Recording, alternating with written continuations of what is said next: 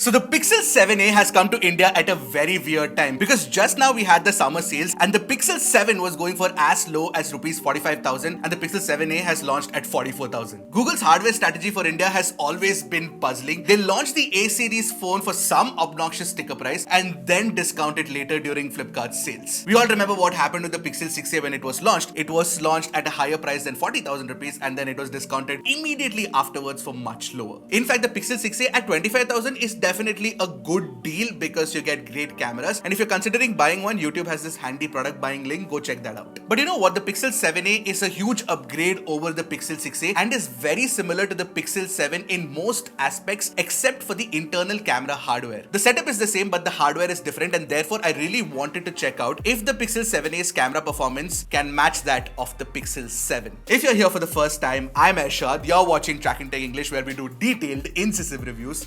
Let's go. Like I mentioned, the cameras on the Pixel 7a are entirely new. On the 7a, the primary camera is a 64 megapixel Sony IMX787 sensor. Now this sensor is mated to an f/1.89 aperture lens. And in comparison, the Pixel 7 has the 50MP Samsung GN1. The GN1 is definitely a larger sensor and it also has a larger pixel size as well. Now the ultrawide on the Pixel 7 is a slightly higher resolution 13 megapixel ultrawide with a wider field of view compared to 12MP on the Pixel 7. And on the front, you've got a 13MP selfie camera instead of the 10.8MP selfie camera on the Pixel 7, and both do not have autofocus. Right out of the bat, because the Pixel 7 has a larger sensor and a bigger pixel size, what you get are sharper textures. Pixel 7a samples are softer in comparison. Just take a look at the 100% crop of this tree bark or the details on this Royal Enfield Continental GT. So when it comes to sharpness in daylight shots, Pixel 7 would be my pick.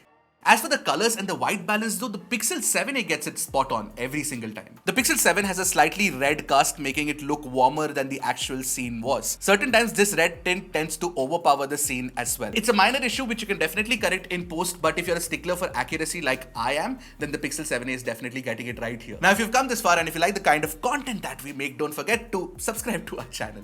Now, high dynamic range scenes are generally handled well on both the phones and you can't really tell the difference.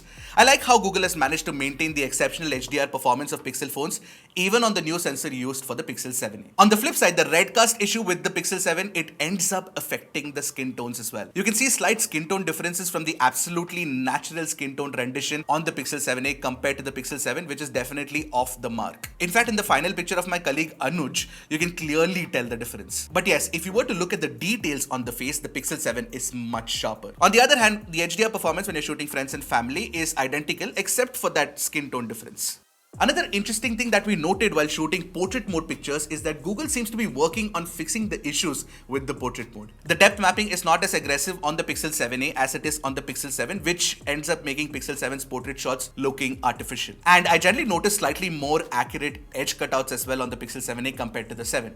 Having said that, Google's portrait mode algorithm is still not up to the level of Samsung's or Apple's if you ask me. Another interesting thing happened while testing low light shots. I expected the more expensive Pixel 7 to sort of offer sharper textures and brighter exposure, but that's not really the case. In fact, the noise correction algorithm tends to soften the details on the Pixel 7. So noise is not present, but the details are also slightly absent. And the Pixel 7a on the other hand keeps the noise for slightly sharper details in night side shots. That's ideally the right way to tune the algorithm because then the details are definitely present. Noise is not necessarily a bad thing. Now, I don't know if it's Google working on the algorithm or working with a Sony sensor that's made it easier for Google to actually retrieve more details in low light shots. So if you ask me, overall I prefer the low light shots of the Pixel 7a to the Pixel 7. Surprising, right? As for the new ultrawide sensor, it is wider and offers equally sharp details as the one on the Pixel 7. And add to that, the color science and the white balance correction is better on the Pixel 7a compared to the 7, just like it was on the primary. The red tint issue is genuinely a huge concern with the Pixel 7 and Google needs to issue an update to sort of fix it. Having said that, the color science consistency between the primary camera and the ultrawide on both the phones is very good. That's something that Google almost always gets right. Where the Pixel 7's ultrawide does better is in low light shots. You get lower noise levels, sharper details and brighter exposure compared to Pixel 7a's ultrawide. While there are minute differences that I could tell between the primary cameras on both these phones and the ultrawides, I couldn't tell too much of a difference between the selfie cameras though. Because the sharpness, the skin tones, the HDR selfies and portraits all looked very similar.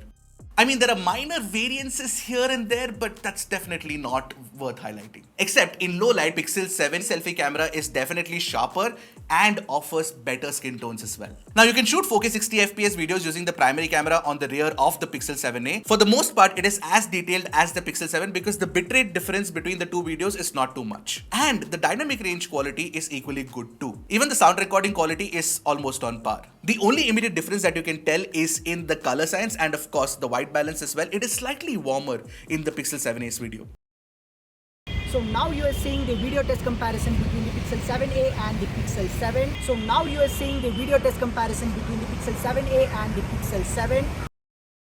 But when you shoot low light videos, Pixel 7 definitely takes the lead with lower noise levels and higher sharpness as well. In fact, even the ultra wide angle video quality is better on the Pixel 7 because you can shoot at 4K 60 FPS, whereas on the Pixel 7 it tops out at 4K 30 FPS. And finally, you can also shoot selfie videos only at 4K 30 FPS recording quality on the Pixel 7a.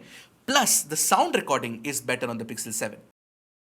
This is the front camera video test between the Pixel 7a and the Pixel 7. This is the front camera video test between the Pixel 7a and the Pixel 7.